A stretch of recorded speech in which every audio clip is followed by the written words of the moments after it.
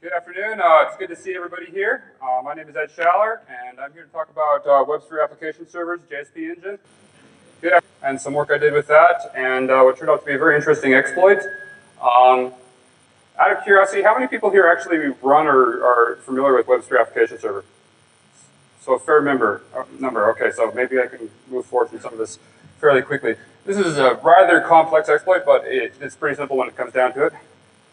And it's a little unfortunate when your screensaver comes on. If I trip, first of all, this is our outline. The slides are going to be on the website as soon as I put them up there with the exploit and such.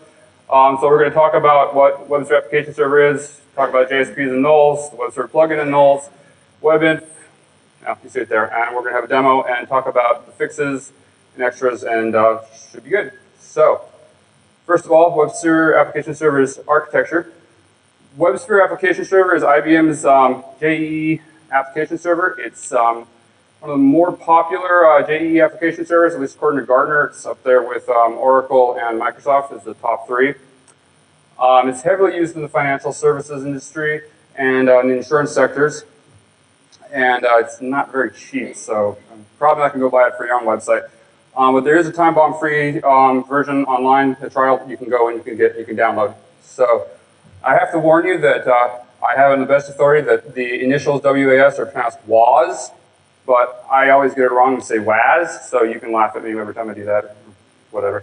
So anyway, here we have the common network architecture that you usually see in a WAS deployment. You have the client browsers obviously on the internet that then connect through a firewall to your web servers, and those web servers then redirect through the HTTP the WAS web server plugin into the actual web servers. This is done with a HTTP connection that is handled by the web server plugin. The web server plug, first of all, this is the common architecture as IBM shows it. If you look at this, it's hard to see, I realize, but the main features here is that the big gray box is WAS itself, and you have the web server plugin in between it and the internet. So realistically, being that the web server plugin forwards everything into WAS, if you compromise a web app on WAS or WAS itself through the web container, basically whatever you compromise has full access to most of the internal resources that WAS does, with some exceptions depending on the network deployment that's done. So plugin is what's in between it and the internet. I'm getting ahead of myself. And vulnerable application can do all that. So the web server plugin is what you need to describe a little bit first to understand. I'm going to refer back to this architecture because we're going to jump around between the different areas to understand it. This is basically an extension module that sits inside the web server, whether that be for Apache, IBM's Apache, which is the IBM HTTP server, IHS, IIS, several other ones including Lotus Domino and things like that. So basically it just connects straight via HTTP to the actual WAS instance's web container. It adds special headers to keep track of where the client came from and such. So it's mostly used for load balancing and failover, so that if one application server goes down, it detects that, and then it forwards to a different application server in turn. One thing that is important to realize about the plugin if you're dealing with a WAS installation is that its primary purpose is not for security. In fact, it's really not to do anything with security. In some cases, I see people actually trying to do blocking rules on IHS and such to try to protect things on WAS, and this can cause issues as we'll talk about a little more later here. So, let's talk about the URL handling and the plugin itself. Not all of the requests that go into the URL plugin on the web server actually get forwarded back to WAS. What it does is it bases the URL configuration, it bases on effectively the same sort of things that are done for the web container itself, from the web.xml and from IBM's extensions configurations inside the WAR file that you're running on. So, as we know, these are simple file globs that get pushed in. They are matched in sequence. The web server plugin is actually very simple, although it's frequently misunderstood. So if you're asking for a servlet, it forwards it in. If you're asking, if you have a simple glob, it forwards in. And what we're going to be talking about is start a JSP. Anything that is JSP, it forwards in. If you have the web server, the WAS feature of file serving enabled, this is a kind of an IBM specific function that if you don't have it enabled, static content inside your WAR does not get served. If you do have it enabled, it does get served. So if you have it enabled, all the connections get passed from the web server into WAS. This is one I see misunderstood a lot of times. If a match occurs, the connection is forwarded in, much like a reverse proxy. Otherwise, the request is handled for the web server. The reason for this is it's usually used to handle static content from the web server as a speed optimization, so that the static content gets served by IHS or Apache instead of going all the way to WAS and served from Java. So this is just frequently misunderstood. It's amazing how much I see it. If you're interested in more, there's actually a paper about it that IBM has that's referenced in the slides I recommend looking at. And it's actually for an older version of WAS, but the plugin actually hasn't changed much in quite a while, actually. So now let's talk about JSPs and how they handle null. Now we're going to move from the plugin here onto the WAS instance, the WebSphere Application Server. And let's talk about strings. I assume that most people know about strings. Strings under Java, the operating system sitting underneath Java is written in C, which of course has null terminating strings, and which means that you cannot put null characters into a string and have them used later on because it terminates a string that's being used. Whereas Java is a counted string that can have nulls in it. So the big question is, of course, that we're going to start with here is what happens if you try to open a file in Java like test.txt/0, so with a null character in Java? Well, actually you get test.txt. This has been known about for a very long time. Formally, just the specific instance has been talked about some people on the web, but it's been known and used in Tomcat exploits for quite a while. So what about the JSP engine inside of WAS? How does it deal with a null character coming in to WAS? JSP handling is very simple. It locates the file, it translates the .jsp into Java, and then it compiles it into a servlet and runs it. So what happens with WAS, or at least WAS before it was patched, if we request %00.jsp for a arbitrary file inside the var? Well, the answer is it actually compiled it as test.txt as a servlet and runs it as a JSP. This is similar to what I'm not even trying to pronounce it. Those are the characters on the web. I didn't make a mistake. It's found in Tomcat.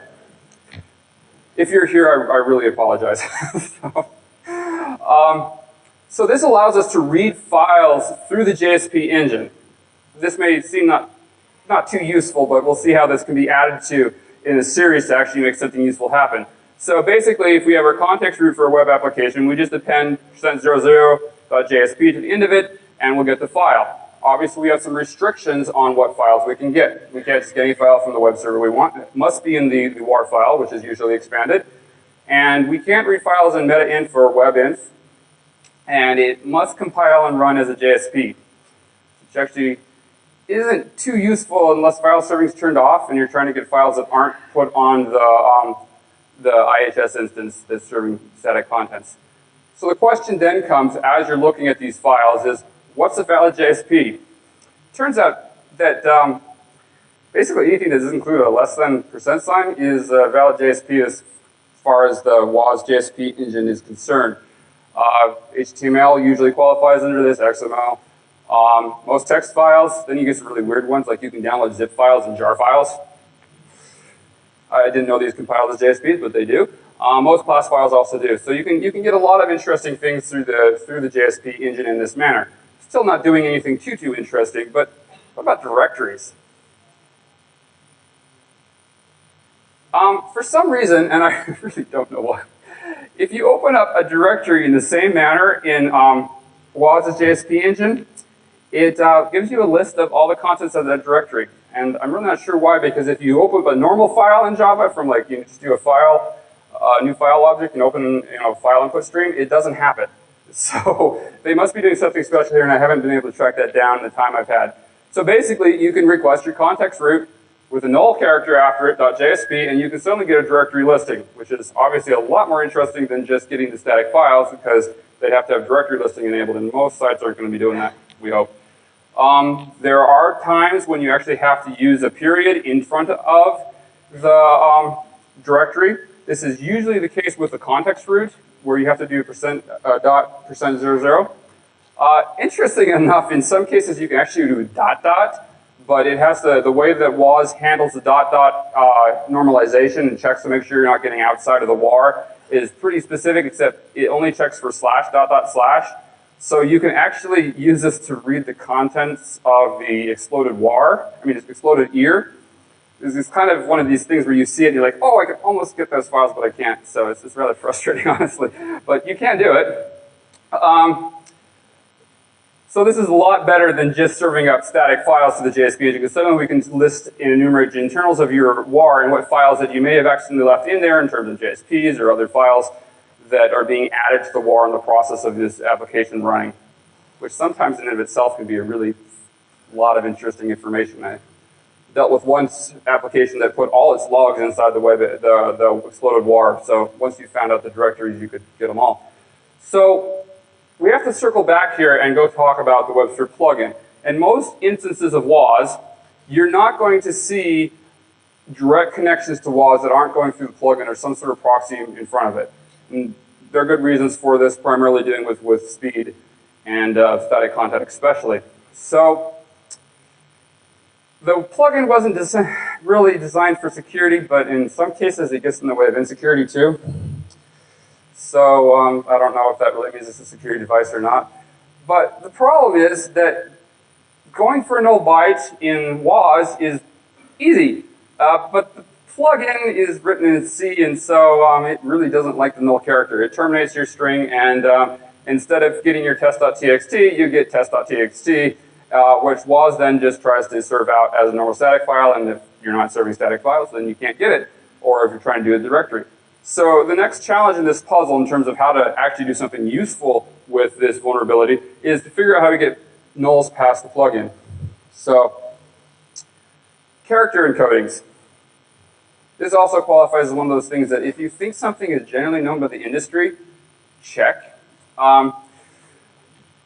Most of the character codings we deal with are either ASCII, ISO, Latin in the United States. Internal to Java, you have UTF-16, UCF-16, UTF-16. And, but what may not be known is that UTF-8 is actually how Java reads strings natively. So even though it keeps it in memory in UTF-16, it actually reads them as UTF-8. And so UTF-8 is a multi-byte character encoding. It's actually a rather elegant character encoding.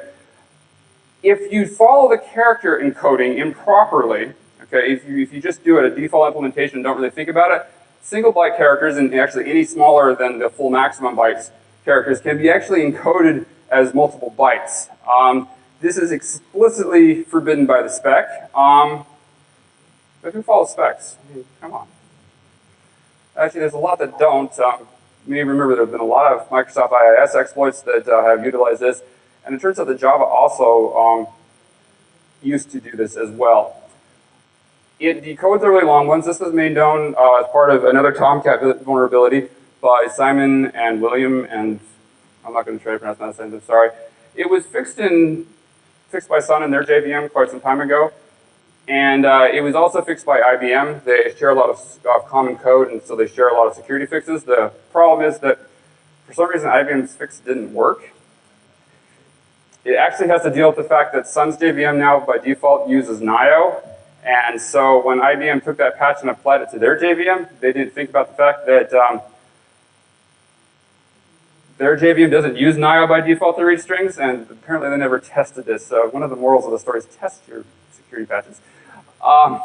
This has really been fixed in these new releases of the JVM, very thankfully. Unfortunately, this is not any WAS fix packs yet, so you're still looking at having this particular encoding issues in WAS unless you actually install JVM by hand. I don't know if they're going to do an iFix of this. The IBM folks have been very nice about all this, actually. So, so let's talk about UTF-8 then and what we can do with that with the WebSphere plugin. Well, the plugin is in C, and it handles single byte characters, so ASCII and ISO Latin, and it doesn't know anything about UTF-8, and especially not overly long UTF-8 characters. So, if WAS is in Java using a JVM that accepts overly long UTF-8 characters, then we can just, instead of doing a %00, we can do a C080.jsp, and suddenly we bypass the plugin's problem with the null, and we get our null to the backend Java in WAS, and we can actually get these files. So, plugin is no longer an obstacle to doing anything fun with this. This gets a little bit better. So we mentioned that webinth and metainth, again back here on WAS,